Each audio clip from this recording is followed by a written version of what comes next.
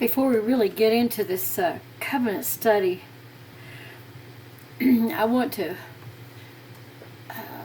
kind of preface this by, most of you who have gone to church and Sunday school in your life, and you took communion, and you read about Jesus and his disciples taking the communion, taking the Lord's Supper, and when he addressed the body, and when he, take and eat of this, and the bread that represented his body, he said, "This is my body that I'm giving for you, and drink the fruit of the vine, the cup.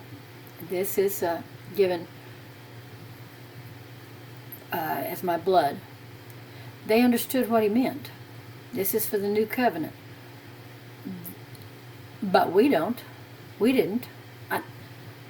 Well, it's just a representation. And we just accept that and just go on.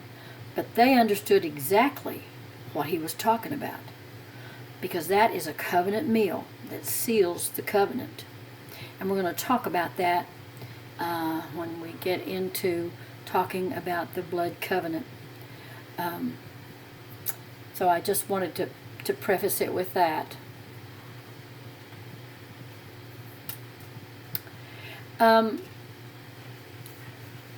When God created the earth, and he created the garden, and then he put Adam and Eve, he created Adam and then Eve to be his helpmate, and he put them in that garden, it's assumed by the way that it's characterized, his relationship with Adam, that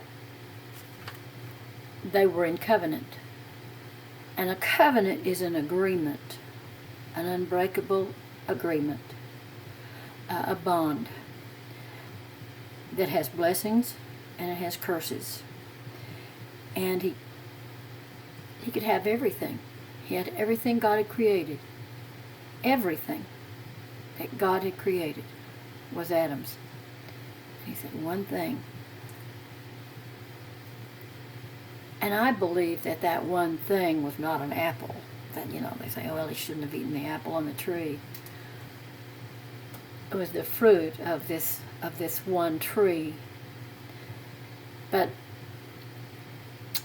that's another way of saying, don't listen to the enemy. Don't listen to the enemy, because what he has to offer is not life. I give you life. And what you would ingest from the enemy will poison you, and you'll die. It didn't mean that they were going to die immediately, kerplunk. But immediately when they did,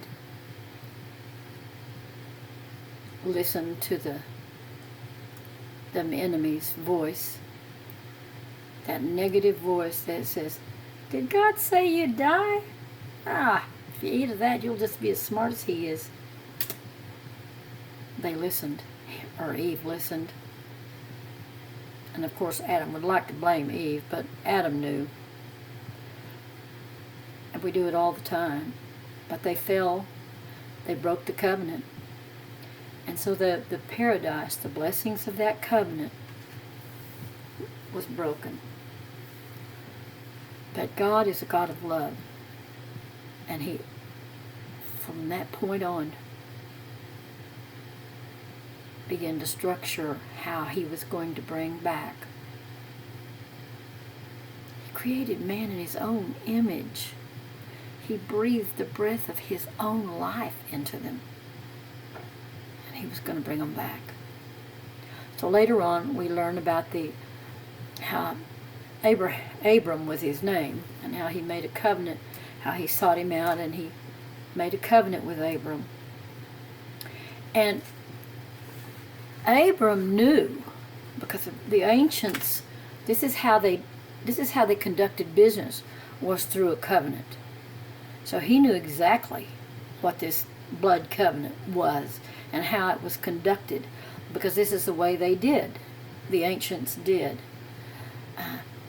And I'll be honest with you, I do not know if if God used something that Abraham, or Abram was at the time, his name was Abram, if this was something he was used to and God used that, or whether it was initiated by God and Abram just followed along with it.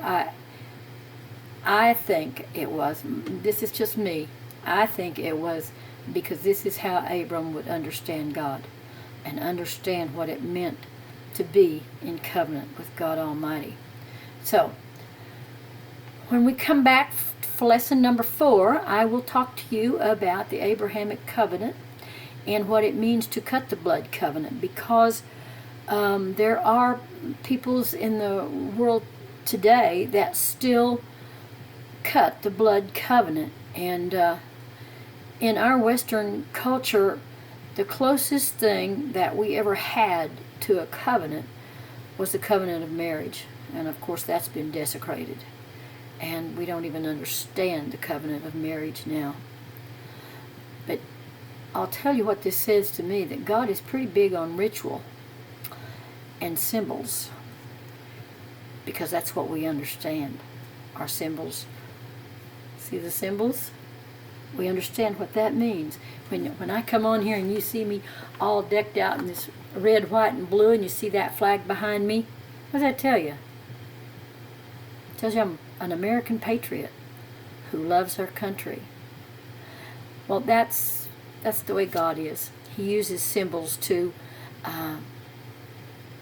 represent what He wants to teach us. So, anyway, I will see you next time on number 4. Have a good one, folks.